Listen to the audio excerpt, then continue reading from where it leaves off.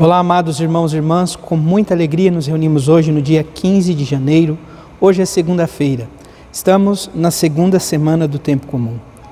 O tempo comum, amados irmãos e irmãs, talvez possamos ter a impressão de que seja um tempo qualquer, um tempo comum na igreja. Amados irmãos e irmãs, é um tempo fecundo, onde somos convidados a caminhar lado a lado com o Senhor, a segui-lo de fato, a contemplar os seus milagres, os seus ensinamentos, a reconhecer Jesus como o Mestre e Senhor de nossas vidas. Portanto, o tempo comum é um tempo extremamente fecundo para a nossa fé, vivência de fé e caminhada. Que o Senhor nos ajude, nos conceda a graça para que possamos, amados irmãos e irmãs, nesse entusiasmo de discípulos que se encantam pelo Mestre, caminhar a passos largos em direção a Cristo Jesus. Que o Senhor nos ajude, nos conceda a graça da fidelidade.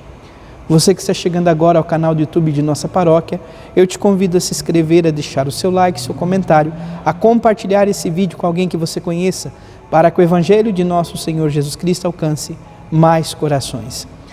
Iniciemos este momento em nome do Pai, e do Filho, e do Espírito Santo. Amém. A graça e a paz de nosso Senhor Jesus Cristo, o amor do Pai e a comunhão do Espírito Santo esteja sempre convosco. Bendito seja Deus que nos reuniu no amor de Cristo. O Evangelho de hoje, amados irmãos e irmãs, se encontra em São Marcos, capítulo 2, versículos 18 a 22. O Senhor esteja convosco, Ele está no meio de nós. Proclamação do Evangelho de Jesus Cristo segundo Marcos. Glória a vós, Senhor. Naquele tempo, os discípulos de João Batista e os fariseus estavam jejuando. Então, vieram dizer a Jesus: por que os discípulos de João e os discípulos dos fariseus jejuam, e os teus discípulos não jejuam? Jesus respondeu: os convidados de um casamento poderiam, por acaso, fazer jejum enquanto o noivo está com eles? Enquanto o noivo está com eles, os convidados não podem jejuar, mas vai chegar o tempo em que o noivo será tirado do meio deles. Aí, então, eles vão jejuar. Ninguém põe um remendo de pano novo numa roupa velha, porque o remendo novo repuxa o pano velho e o rasgão fica maior ainda. Ninguém põe vinho novo em odres velhos, porque o vinho novo arrebenta os odres velhos e o vinho e os odres se perdem. Por isso, vinho novo em odres novos. Palavra da salvação. Glória a vós, Senhor. Amados irmãos e irmãs, contamos ainda com a primeira leitura do primeiro livro de Samuel, capítulo 15, versículos 16 a 23. Faço questão, sobretudo, amados irmãos e irmãs, de destacar o versículo 20, aonde Saul responde a Samuel. Samuel, então, vai em nome do Senhor alertar Saul, dizendo: basta, deixa-me dizer o que o Senhor me revelou esta noite. Saul diz: fala. Então Samuel começou: por menor que sejas os teus próprios olhos, acaso não és chefe das tribos de Israel? O Senhor ungiu-te rei sobre Israel e te enviou em expedição com as ordens de eliminar os amalecitas, esses malfeitores, combatendo-os até que fossem exterminados, porque não ouvistes a voz do Senhor e te precipitaste sobre os despojos e fizeste o que desagrada o Senhor. Então Saul responde a esta realidade: mas eu obedeci ao Senhor, realizei a expedição a que ele me enviou.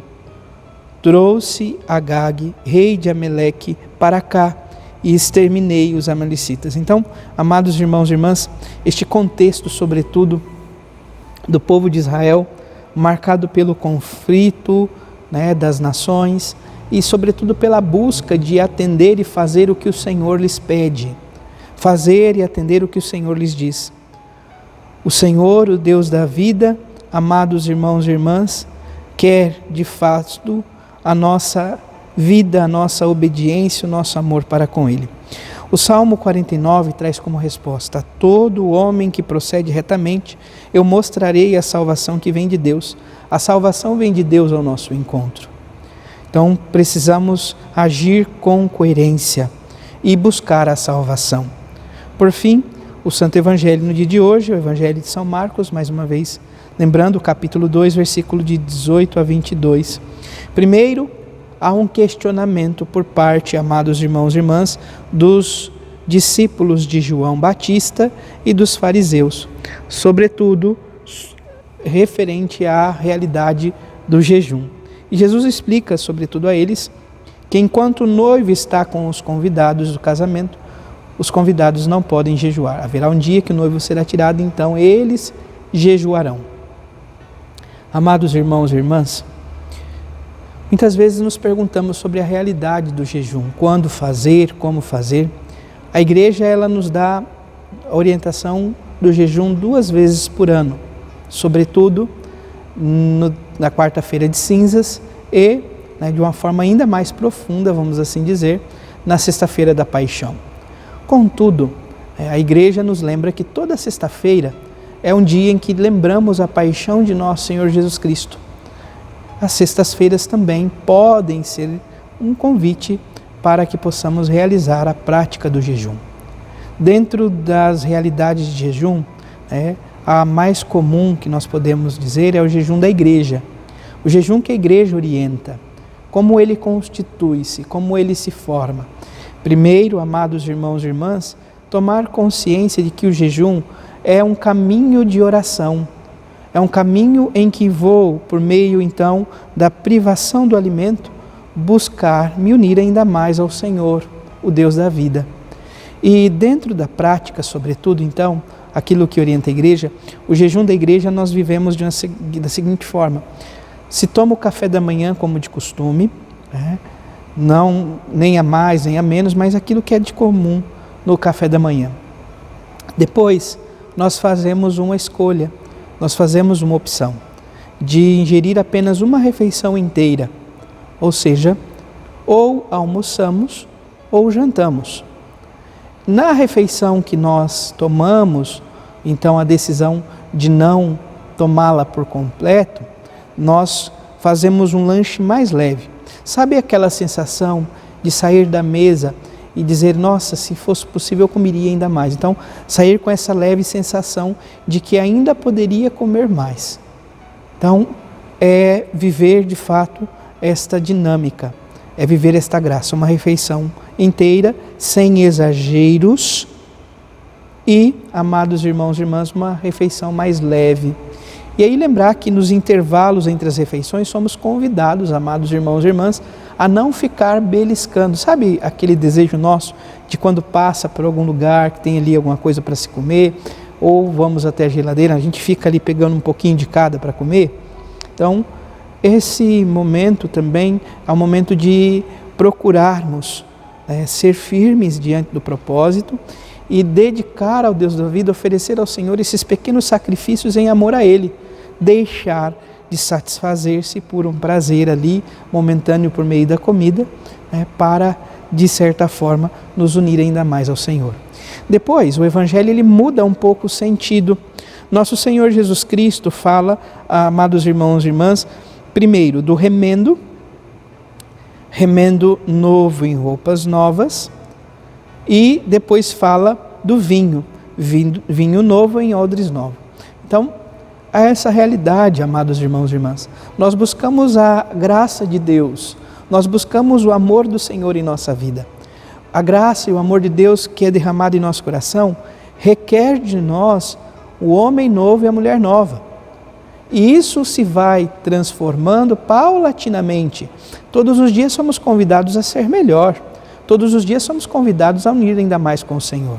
Então, que possamos, amados irmãos e irmãs, cada vez mais viver esta disposição, sobretudo a imagem do odre novo, para acolher vinho novo. Odre era um cantil, vamos assim dizer, feito de couro, na época, que se tampava. O vinho novo, quando ele era colocado, sobretudo, ele ainda continuava, o vinho é vivo, vamos assim dizer, um processo de fermentação. E quando o odre não tinha resistência, ele era velho, ele estourava, perdia-se todo o vinho. Então, amados irmãos e irmãs, o odre novo ele tem resistência para manter o vinho novo. Que o nosso coração possamos suplicar ao Deus da vida, seja de fato este odre novo, para suportar e acolher de fato e manter vivo em nós a graça de Deus. Louvado seja nosso Senhor Jesus Cristo, para sempre seja louvado. Abençoe-vos o Deus Todo-Poderoso, em nome do Pai, do Filho e do Espírito Santo. Amém. Graça e paz.